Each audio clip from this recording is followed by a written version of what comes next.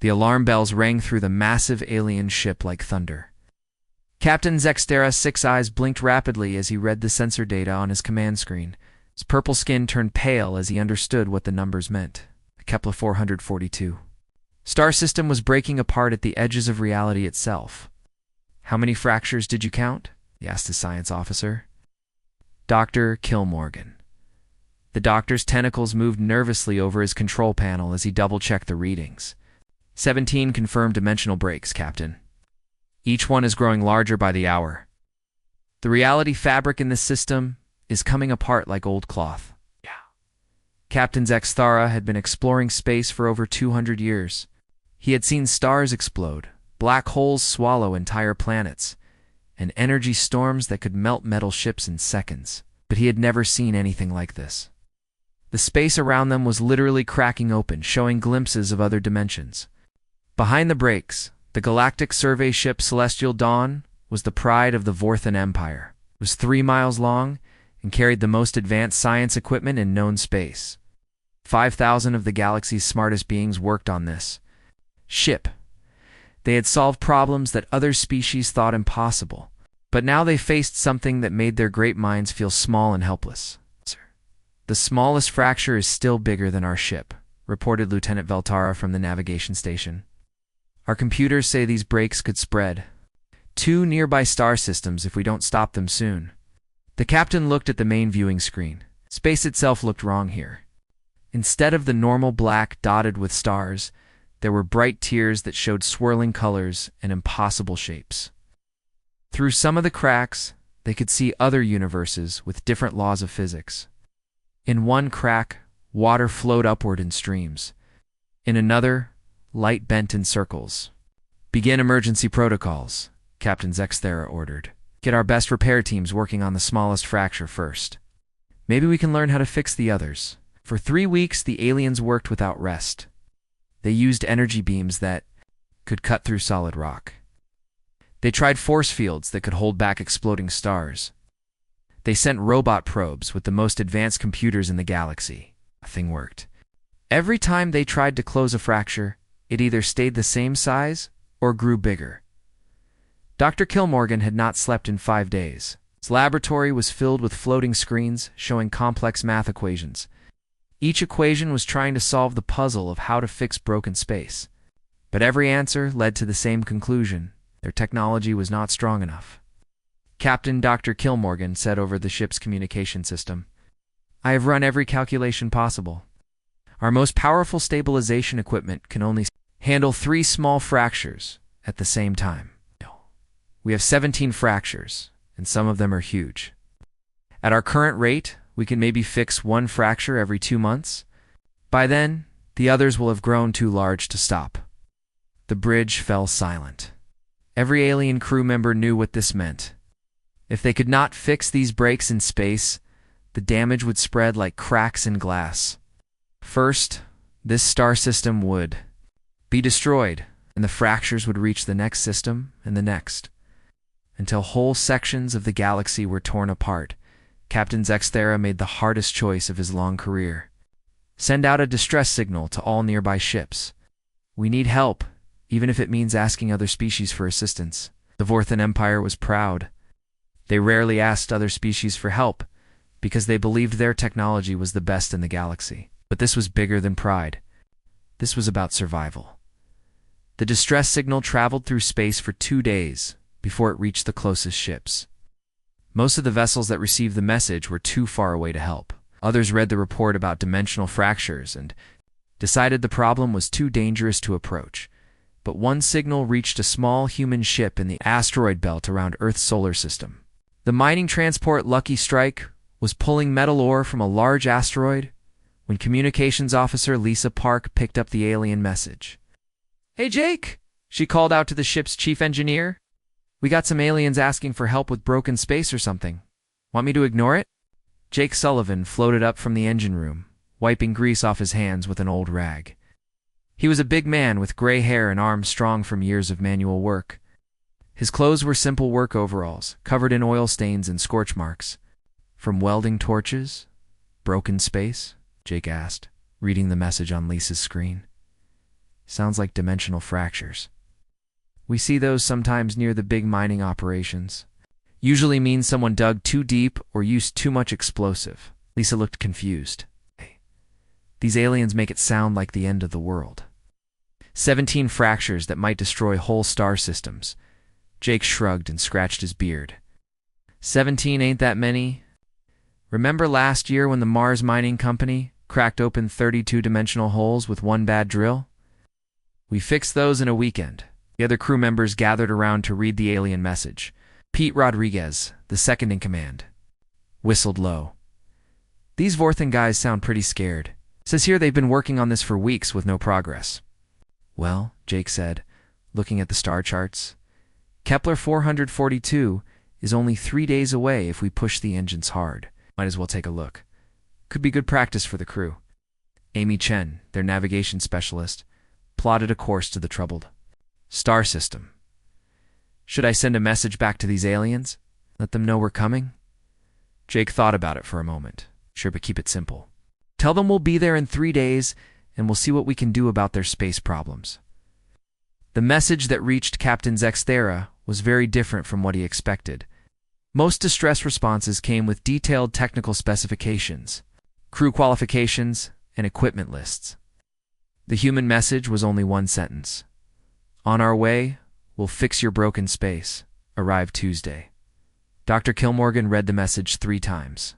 Captain, this human ship is listed as a mining transport. 12 crew members, no advanced dimensional physics equipment, no university degrees in space-time mechanics. How do they plan to solve a problem that has defeated our best scientists? Captain Zexthera was desperate enough to accept help from anyone. Maybe they have some new technology we haven't heard about. Or maybe they understand something about dimensional fractures that we don't. The Lucky Strike left the asteroid belt at full speed. Jake spent the 3-day journey checking his tools and reading the technical details the aliens had sent. Math looked complicated, but the problem seemed familiar. Space cracks, he explained to his crew during their daily meeting. Same thing that happens when you drill too hard into unstable rock. The pressure builds up until something gives way. Then you get fractures spreading out from the weak point. Danny Foster, their cargo specialist, looked worried. But Jake, these aliens have been working on this for weeks. They got ships bigger than cities and computers smarter than whole planets. If they can't fix it, how can we? Jake smiled and patted Danny on the shoulder. Sometimes the smartest folks think too hard about simple problems. They try to use fancy solutions when basic ones work better. You ever see a geologist try to fix a cracked foundation? They measure everything, run tests, make charts. But any construction worker can tell you the answer. You either patch the crack or you make it bigger so the pressure spreads out evenly. When the Lucky Strike arrived at Kepler 442, the crew could see the dimensional fractures through their small viewing port. The breaks in space looked like giant tears in a piece of cloth, with strange lights and impossible shapes visible through the openings. Jake looked at the fractures for about 10 minutes. Ish then turned to his crew with a calm expression. Looks like Tuesday. Back in the asteroid belt, he said with a simple shrug. Captain Zexthera watched through his ship's sensors as the small human vessel approached the dimensional fractures. The mining ship Lucky Strike looked like a tiny metal box compared to the massive tiers in space around them. The largest fracture was 10 times longer than the human ship and glowed with energy that hurt to look at directly. Captain Dr. Kilmorgan said from his science station, "The human ship is moving directly toward the most dangerous fracture. Their ship's hull cannot possibly withstand the dimensional radiation at that distance." But Jake Sullivan guided his ship closer to the fractures with steady hands. He had spent 30 years flying through asteroid fields where one wrong move meant instant death. The swirling chaos of broken space looked scary, but it followed patterns he recognized from mining. Accidents. "Lisa, open up communications with the big alien ship," Jake said to his communications officer. "Let's see what these folks have tried so far." Lisa Park activated the translation systems and established contact with the Celestial Dawn, the alien. Voices came through the speakers sounding worried and excited at the same time. "Human vessel, you are approaching a critical danger zone," Captain Zexthera's voice said through the translator. Please maintain safe distance while we coordinate our repair efforts. Jake picked up the microphone and spoke in his usual calm tone. This is Chief Engineer Sullivan on the Lucky Strike. We're here to help with your space problem. Can you tell us what methods you've tried so far? The response took several minutes as the aliens consulted their records. Dr. Kilmorgan's voice came through next, filled with technical terms that made the translation system work hard. We have attempted quantum field stabilization using graviton pulse generators. We deployed temporal anchoring devices to prevent cascade expansion. We tried dimensional membrane reinforcement with exotic matter injections. All efforts have resulted in either no change or increased instability. Lisa looked at Jake with confusion. Did you understand any of that? Jake scratched his head and smiled. Sounds like they've been trying to fix the cracks with fancy science. Pete, bring up our cargo manifest. Let's see what tools we got for this job. Pete Rodriguez called up, the ship's inventory on his screen. The Lucky Strike was equipped for asteroid mining and deep space construction work. They had plasma cutters for slicing through metal and rock. They carried gravity anchors for holding position near spinning asteroids. It had shaped explosive charges for breaking apart large rocks. Most importantly, they had something Jake called his reality wrench, a device originally designed for fixing space-time distortions caused by mining accidents. Humans of Lucky Strike, Captain Zexthera called over the radio. Our scientists would like to share our technical data with you. Perhaps your computers can process our findings and suggest new approaches. Jake looked at their ship's computer, which was about 20 years old and mainly used for calculating mining yields and tracking inventory. Sure, send over what you got. But I should warn you, our computer ain't fancy like yours. The data transfer took hours. The Vorthon scientists had collected millions of measurements about the dimensional fractures. Their analysis covered everything from quantum fluctuation patterns to temporal displacement coefficients. Charts and graphs filled the Lucky Strike's small computer memory. Amy Chen, their navigation specialist, tried to make sense of the alien data. Jake, these readings are incredible. They've measured things I didn't even know existed. Their solutions require technology we don't have. Jake studied the basic measurements, the size of each fracture, how fast they were growing, and where they were located relative to each other. He ignored most of the complex analysis and focused on the simple facts. It's like looking at a cracked wall, he told his crew. The aliens are trying to understand every molecule of the wall before they fix it. But sometimes you just need to know where the cracks are and what's causing the pressure. Danny Foster, their cargo specialist, was reviewing their tool inventory. Jake, we got plenty of explosives and cutting equipment. But these aliens have been using energy beams that could melt planets, and it didn't work. How are our mining tools going to do better? Jake walked through the cargo bay, examining their equipment with new eyes. Plasma cutters looked crude compared to alien technology, but they were designed for practical work. The gravity anchors were simple devices, but they could hold position in the most chaotic environments. The shaped charges were just controlled explosives, but they could direct force exactly where it was needed. The difference, Jake explained, is that our tools are meant for real work. Those aliens got science equipment that can measure everything perfectly. Oh, we've got construction tools that can change things. Over the ship's radio, Dr. Kilmorgan was trying to explain the complex physics of dimensional stability. His voice grew more frustrated as the translation system struggled with advanced scientific concepts. The quantum foam substrate requires delicate manipulation to prevent cascade resonance in the dimensional matrix, the alien scientist said. Any crude intervention could trigger exponential expansion of the fracture network. Jake listened politely, then asked a simple question. Doc, what happens if we make the cracks bigger instead of trying to seal them up? The radio went silent for several minutes. When Dr. Kilmorgan responded, his voice sounded shocked. Making the fractures larger would be extremely dangerous. The dimensional instability could spread throughout the entire star system. But what if we made them bigger in a controlled way? Jake continued. Like when you got a crack in your windshield. Sometimes you drill a small hole at the end of the crack to stop it from spreading. The hole is bigger than the original crack, but it relieves the pressure. Pete Rodriguez nodded in understanding. I've seen that work on ship hulls too. You've got a stress fracture in metal. Sometimes you need to cut it bigger to make it stable. Amy Chen was running calculations on her tablet. The math was much simpler than the alien equations. Basic structural engineering principles applied to the geometry of the fractures. If we could redirect the dimensional pressure from 17 random cracks into one controlled opening, the whole system might stabilize. The alien ship sent another urgent message. Human engineers, please clarify your intended methodology.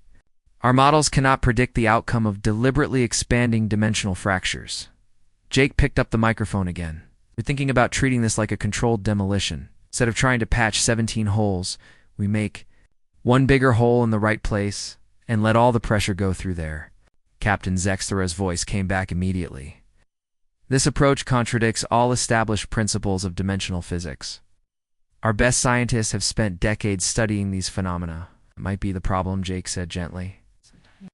When you study something too long, you stop seeing the simple answers.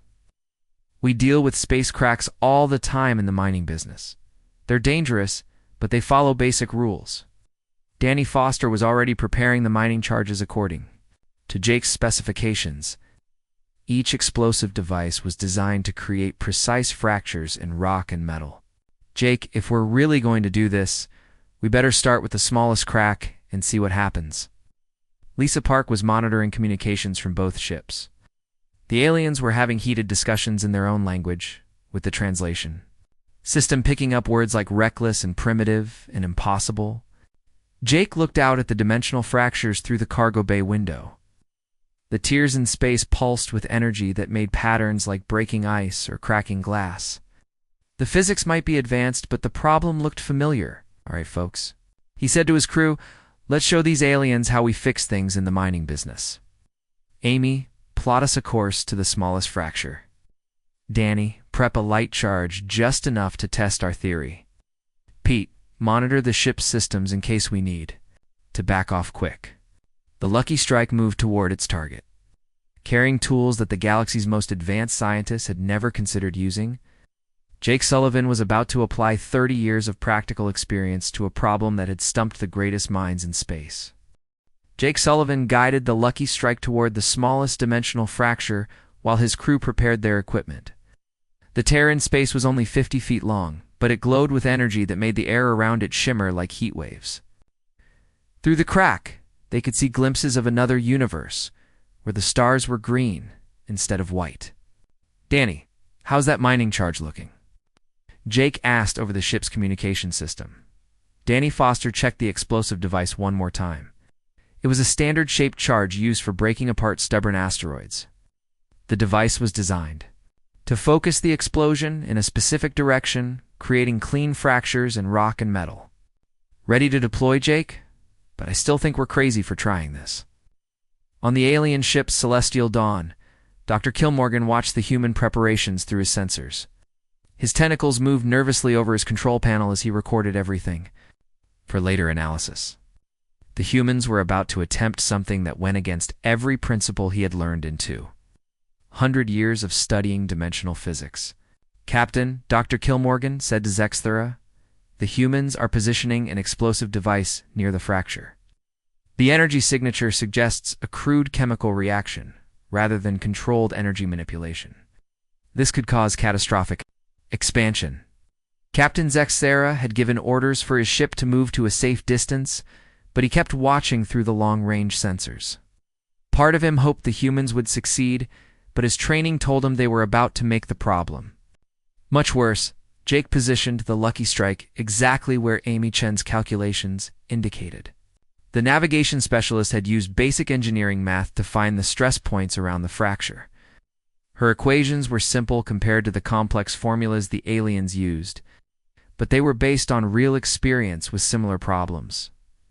The fracture is following the same pattern as a stress crack in ship metal, Amy explained to the crew. If we apply pressure at these 2 points, the crack should extend in a controlled direction instead of spreading randomly. Jake activated the ship's external manipulator arms, the same equipment they used for grabbing chunks of asteroid ore. The mechanical arms positioned the mining charge at the exact spot Amy had calculated. The explosive device looked tiny compared to the glowing tier in space, but Jake had learned that sometimes small changes could fix big problems. Everyone ready? Jake asked his crew. Danny triggered the charge on my mark.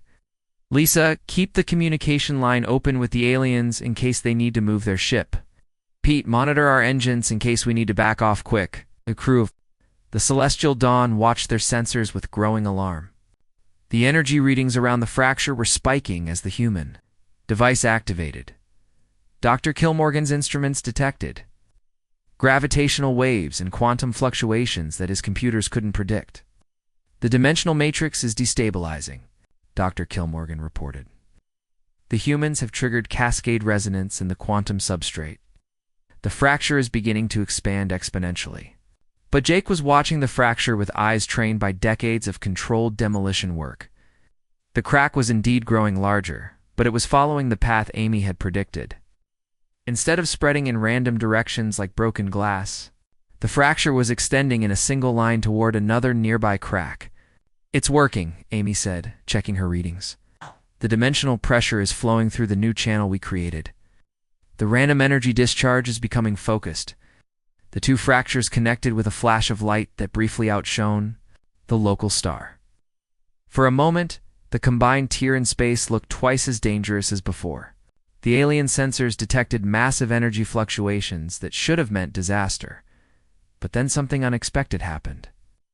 The chaotic swirling of energy around both fractures began to settle into a stable pattern. The random flashing and color changes smoothed out into a steady glow. The tiers in space stopped growing and began to hold their new shape. Impossible, Dr. Kilmorgan whispered as he read his instruments. The dimensional instability coefficient has dropped by 60%. The fracture network is stabilizing instead of cascading. Jake smiled as he watched the results. That's how you do it. Instead of trying to patch 17 separate leaks, we give all that pressure one good place to go. Pete, move us to the next cluster of fractures. We got more work to do. Over the next 6 hours, Jake and his crew repeated the process with different groups of fractures. Each time, they used mining charges to create controlled connections between the random tiers in space. The aliens watched in amazement as their instruments recorded, steadily improving stability readings. The technique wasn't complicated once you understood the basic principle. The dimensional fractures were like cracks in a piece of glass under pressure.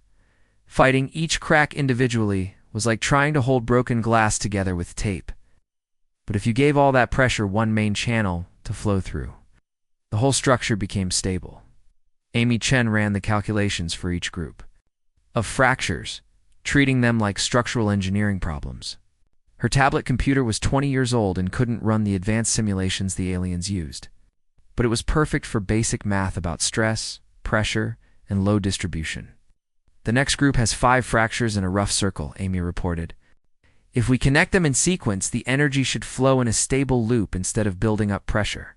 Danny Foster prepared another set of mining charges, each one calibrated for the specific job. Explosives were simple compared to alien energy weapons, but they were reliable and predictable. Charges ready, Jake? Same procedure as before? Jake positioned the lucky strike near the cluster of fractures. Through the tiers in space, they could see parts of different universes, one where time seemed to flow backward, another where gravity pushed instead of pulled, and a third where light bent in impossible spirals. The aliens are getting excited again, Lisa Park reported from the communication station. Dr. Kilmorgan wants to know how we're calculating the precise energy distribution for each detonation. Jake picked up the microphone. Tell the good doctor we're not calculating energy distribution. We're just making sure the cracks connect up in the right order, like connecting pipes so water flows where you want it to go. The response from the alien ship came back quickly. Dr. Kilmorgan's voice sounded confused and frustrated. But the quantum foam dynamics require precise manipulation of subspace field interactions. How can you achieve stable results without controlling the fundamental force relationships? Because we're not trying to control the forces, Jake explained patiently. We're just giving them a path to follow. The pressure wants to equalize anyway. We just make sure it equalizes in a direction that helps instead of hurts. Pete Rodriguez was monitoring the ship's systems as they worked. Jake, the aliens are running constant scans on us. I think they're trying to figure out if we have some kind of secret technology they can't detect. Jake chuckled as he triggered the next sequence of explosives. The 5 fractures connected one by one, forming a circle of stable energy that glowed like a ring of fire in the darkness of space. Let them look all they want. Ain't no secret to it. It's just good old-fashioned know-how. The results spoke for themselves. What had started as 17 chaotic fractures threatening to tear apart the star system was becoming a network of stable connections. The dangerous random energy was flowing through controlled channels that actually improved the local spacetime. Structured Captain Zexthera ordered his science teams to analyze every detail of the human methods. The Vorthon Empire had built their reputation on having the most advanced technology in the galaxy. But these simple mining techniques were achieving results their best scientists couldn't match. The humans are creating a controlled dimensional fold network, Dr. Kilmorgan reported to his captain. Instead of 17 separate instabilities, they're building one large but stable spacetime modification. Ooh, the mathematics should be impossible, but the empirical results are undeniable. Jake's crew worked through the night, connecting fractures and stabilizing the energy flows throughout the system. Each successful connection made the next job easier as the pressure in the remaining fractures decreased by dawn. They had reduced 17 dangerous fractures down to 3 stable dimensional folds that actually improved navigation through the system.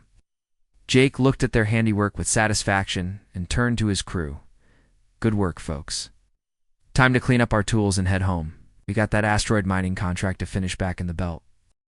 Jake Sullivan wiped the sweat from his forehead as he watched the last dimensional fracture fold into the stable wormhole they had created. What had started as 17 dangerous tiers in space was now one smooth tunnel that glowed with steady blue light. Ships could travel through it safely, cutting travel time between star systems from weeks to days. That's the last one, Amy Chen announced from her navigation station. All fractures have been connected and stabilized. The dimensional pressure readings are now in the safe zone. The crew of the Lucky Strike gathered around the main viewing port to admire their work. The wormhole stretched across space like a glowing bridge, beautiful and calm, where chaos had existed just 2 days before. Danny Foster shook his head in amazement. I still can't believe that worked, Danny said. When we started, I thought we were going to make everything worse. At Pete. Rodriguez was already running diagnostics on their equipment. Jake, all our tools are still in good shape. The mining charges worked perfectly, and the plasma cutters didn't even overheat. We could do this job again tomorrow if we had to. Jake nodded with satisfaction. The job had been completed using standard mining equipment and basic engineering principles. No fancy science, no complex calculations, just practical problem solving applied to an unusual situation. On the massive alien ship, Celestial Dawn, Captain Zexthera was struggling to understand what he had just witnessed. His science teams had been monitoring every step of the human repair process, but their instruments and theories couldn't explain how such simple methods had achieved impossible results. Dr. Kilmorgan, the captain called to his chief scientist. I need a full explanation of what the humans just accomplished. High Command will expect a detailed report. Dr. Kilmorgan looked at his sensor readings with confusion and wonder. His tentacles moved nervously over the control panels as he tried to make sense of the data. Captain, the humans have created a stable, dimensional fold using nothing but controlled explosives and basic positioning techniques. According to our understanding of physics, this should not be possible. The alien science teams had recorded everything, but their analysis made no sense. The humans had ignored most of the complex factors that Vorthon scientists considered essential for dimensional manipulation. They had used crude tools where sophisticated energy manipulation should have been required. Yet their results were better than anything the advanced alien civilization had ever achieved. Perhaps their equipment is more advanced than it appears, suggested Lieutenant Veltara from the navigation station. Maybe they have hidden technology that our sensors cannot detect. Dr. Kilmorgan had considered that possibility. But his detailed scans of the human ship showed only basic mining and construction equipment. No exotic matter generators, no quantum field manipulators, no temporal stabilizers, just tools designed for breaking rocks and building structures in space. Jake activated his ship's communication system to contact the alien vessel. Captain Zextera, this is Jake Sullivan on the Lucky Strike. We've finished the repair work. Your space problem should be solved now. The response came quickly, with Captain Zextera's voice sounding amazed and grateful. Engineer Sullivan, our sensors confirm that the dimensional instabilities have been completely resolved. How do we begin to thank you for this incredible achievement? No thanks needed, Jake replied with his usual modest tone. We were in the neighborhood anyway, and it looked like a job we could handle. Glad we could help out. Dr. Kilmorgan interrupted the conversation, his voice filled with scientific curiosity. Mr. Sullivan, our research teams would very much like to understand your methodology. Could you explain how you determined the correct placement and timing for your explosive devices? Jake scratched his beard and thought about how to explain 30 years of practical experience in simple terms. Well, Doc, it's like this. When you got cracks in something under pressure, you got to understand where the stress is building up. Then you give that stress away to release safely instead of breaking more things. The alien scientist pressed for more technical details. But how did you calculate the precise energy distribution required for stable dimensional fold formation? What theoretical framework guided your approach? I didn't use any theoretical framework, Jake answered honestly. I just looked at where the cracks were, figured out how they wanted to connect, and helped them along with some controlled charges. Same thing I'd do with a cracked foundation or a stressed hull plate. Lisa Park was monitoring communications from other ships in the area. Several vessels had been keeping their distance during the repair work, afraid that the dimensional instabilities might spread. Now they were all requesting permission to approach the new wormhole. Jake, we got about 20 ships wanting to come take a look at our work, Lisa reported. Traders, scientists, and what looks like a news crew from the Galactic Broadcasting Network. Jake sighed. He preferred to finish a job and move on without a lot of fuss. Tell them they can look all they want, but we got to get back to our regular work. That asteroid mining contract won't finish itself. Amy Chen was already plotting a course back to the asteroid belt around Earth's solar system. But before they could leave, Captain Zextera made a formal request over the communication system. Engineer Sullivan, the Vorthan Empire would like to offer you and your crew a substantial payment for your services. We also have several other dimensional engineering projects that could benefit from your expertise. Jake considered the offer for a moment. The payment would certainly be welcome, and his crew had performed excellent work. But he also knew they had commitments back home. He wasn't sure he wanted to become a professional problem solver for alien governments.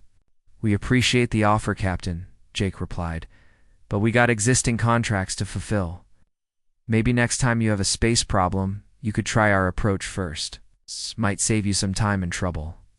Dr. Kilmorgan made one final request before the human ship departed.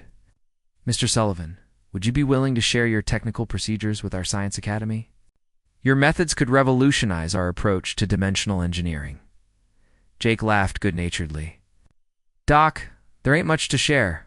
When something's broken, you figure out why it's broken, then you fix it using whatever tools you got. What main thing is to not overthink the problem. Sometimes the simple answer is the right answer. Danny Foster was securing the mining equipment in the cargo bay when he overheard Jake's conversation with the aliens. Jake, maybe we should write down what we did here. This might be useful if we run into similar problems in the future. Good idea, Danny. Amy, can you put together a basic report on our procedures? Nothing fancy, just the steps we followed and what equipment we used. Amy Chen spent an hour writing a simple technical summary of their repair methods. The document was only 5 pages long and used basic engineering terminology that anyone with construction experience could understand. It included diagrams showing fracture stress points, equipment specifications for mining charges, and timing sequences. For controlled detonations, when Amy transmitted the report to the alien ship, Dr. Kilmorgan was surprised by its brevity and simplicity. He had expected complex mathematical formulas and detailed theoretical explanations. Instead, he received what looked like a basic construction manual. This is their complete methodology? Dr. Kilmorgan asked his research team. 5 pages of practical instructions with no theoretical foundation. The alien scientists studied the human report for hours, but they couldn't find any hidden complexity or advanced concepts.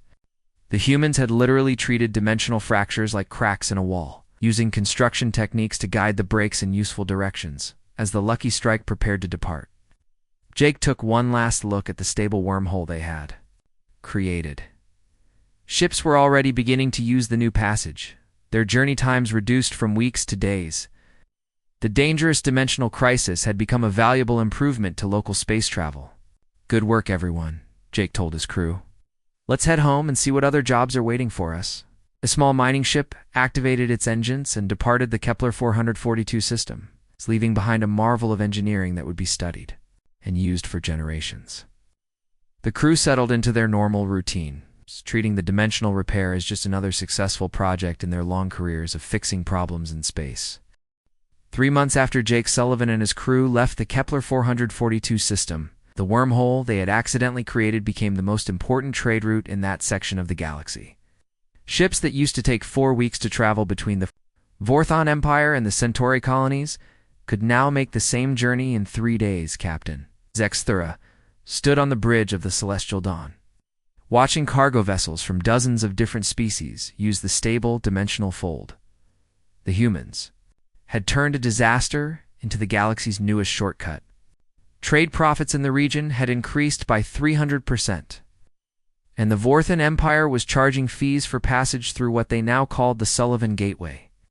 Captain Dr. Kilmorgan said from his science station, "I have completed my analysis of the human repair methods.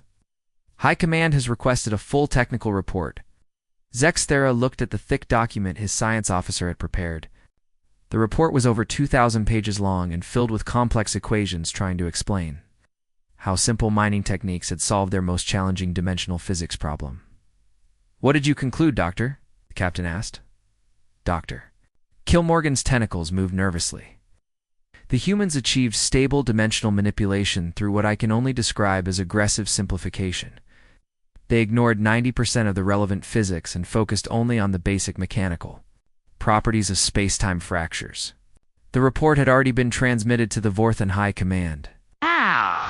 But the response had not been what Dr. Kilmorgan expected. Instead of praise for his thorough analysis, the government scientists had questioned whether the report was accurate. Some officials suggested that translation systems had made errors, because the described methods seemed too primitive to work. Meanwhile, back in Earth's solar system, Jake Sullivan was having lunch in the cafeteria of Mining Station 7 when his supervisor approached with a confused expression. "Jake, I got 3 more requests from alien governments asking for dimensional engineering consultants," Supervisor Bill Watson said, sitting down across from Jake. "They're offering serious money. One group wants to hire our whole crew for 6 months. Jake looked up from his sandwich and shrugged. "Tell them we're busy. Got that new asteroid field to map next month, and the equipment needs maintenance. Besides, fixing space cracks ain't really engineering. It's just basic construction work." Lisa Park, who was eating at the next table, laughed. "Jake, you're probably the most famous human in 3-star systems right now, and you don't even care." "Famous for what?" Jake asked. "We just did our job. That alien ship had a problem. We fixed it. Everybody went home happy. Nothing special about that." Across the galaxy, Jake's reputation was growing. Kepler 442 incident had been reported to every major government and scientific institution. Most species were studying the human methods, trying to understand how such simple techniques could succeed where advanced science had failed. The Andromedan science. Council held emergency meetings to discuss the implications. If humans could solve complex problems with basic tools, what did that say about the value of their expensive research programs? Dr. Velkerin, the Council's leading expert on dimensional physics, presented his own analysis to the assembled scientists. The humans appear to possess an intuitive understanding of practical applications that our theoretical models cannot predict or explain. The debate that followed lasted for weeks. Some scientists argued that human methods were dangerous and unpredictable. Others suggested that the galaxy's educational systems were too focused on complex theory and not enough on practical problem-solving. On the planet Rigel Prime, the engineering schools began teaching new courses called Applied Human Methodology. Students learn to approach complex problems by first identifying the simplest possible solution, then testing whether it worked before moving on to more complicated approaches. The Galactic Engineering Guild updated their official procedures to include what they called the Sullivan Protocol.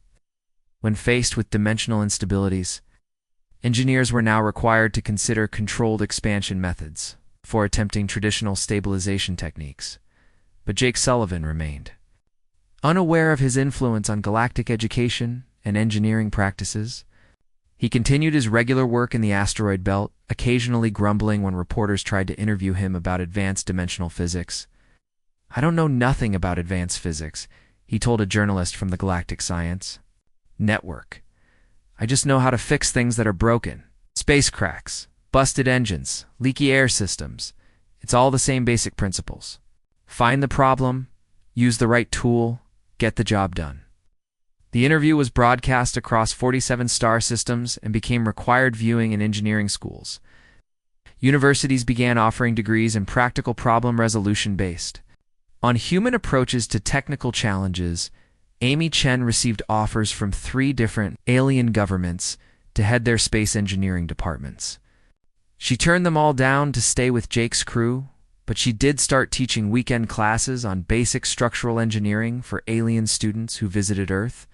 "The key is not to overthink things," she explained to a class of Vorthon graduate students. "When you see a crack, ask yourself what's causing the pressure and figure out how to redirect that pressure somewhere safe.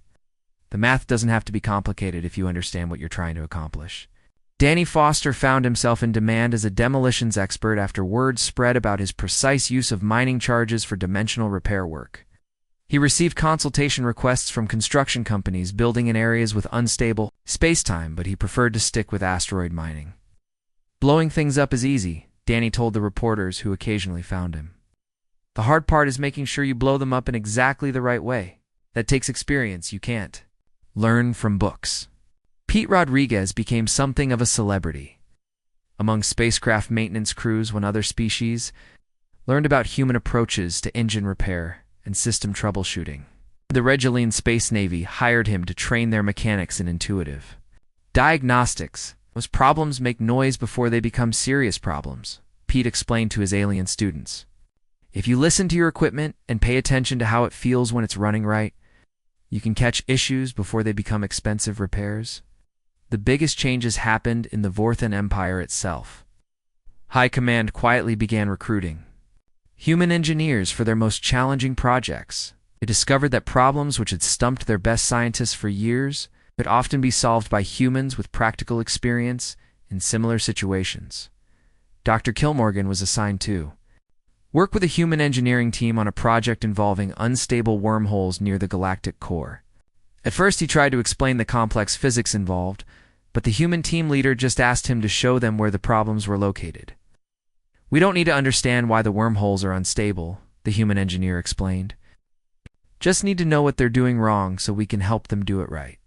Within 2 weeks, the human team had stabilized all 6 wormholes. Using modified construction equipment and techniques borrowed from tunnel building, Dr. Kilmorgan spent months trying to write a scientific paper explaining how their methods worked.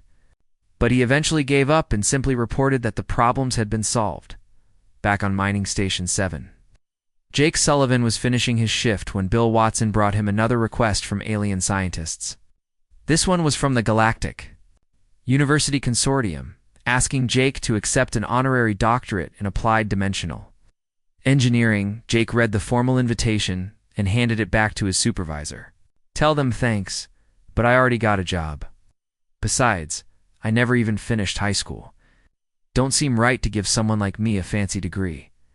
Bill Watson shook his head in amazement. "Jake, you've probably taught the galaxy more about practical engineering than all their universities combined. And you did it just by being good at your job." Jake packed up his tools and headed home to his small apartment on the station. Tomorrow, there would be more asteroids to mine, more equipment to maintain, and more problems to solve. He didn't need recognition or awards to know he was doing useful work. The galaxy might call him a genius, but Jake Sullivan knew the truth. He was just a guy who paid attention, used the right tools, and never gave up until the job was done. Sometimes that was enough to change the universe.